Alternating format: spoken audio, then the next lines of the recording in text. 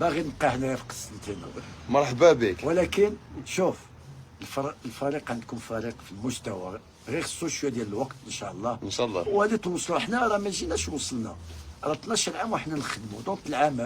السلام عليكم رفيق، تحياتي كاع الاخوان. نسمعوا الوصول ديال الفريق البرتقالي الى قسنطينه، ونسمع التصريح تاع ميت الشعباني على هذه المدينه الجميله واللقاء ديال الغد، ونسمعوا اللاعب شباب قسنطينه المقبل ديال الغد. بقاو معنا نشوفوا معنا هذا الفيديو ورانا معكم.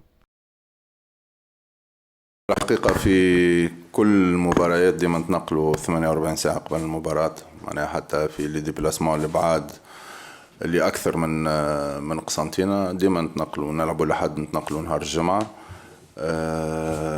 والحقيقة ديستانس قريبة، هذايا معناها البروتوكول ولا اللي ديما نتعاملوا به. بالنسبة لنا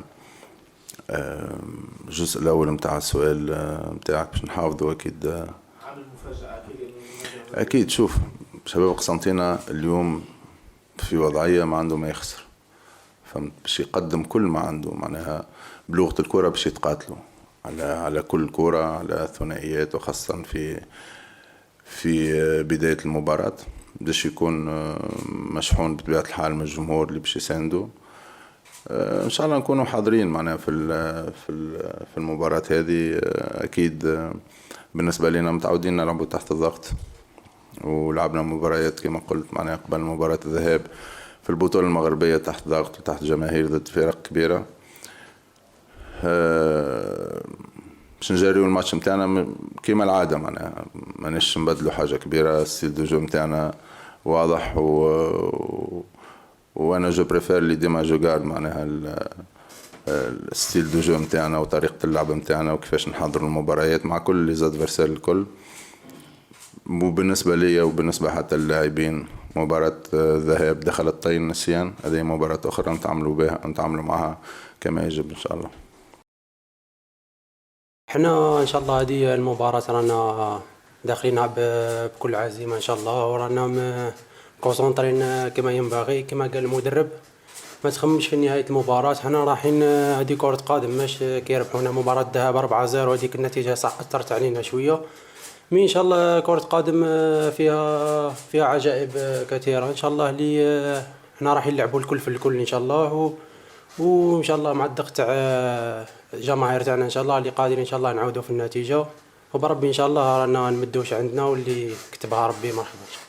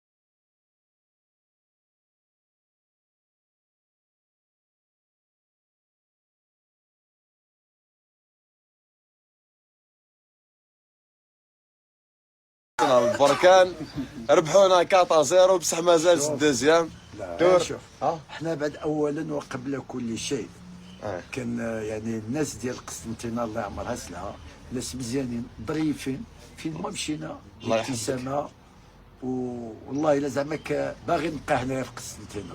مرحبا بك. ولكن شوف الفريق عندكم فريق في المستوى، غير خصو شويه ديال الوقت ان شاء الله ان شاء الله وغادي توصلوا.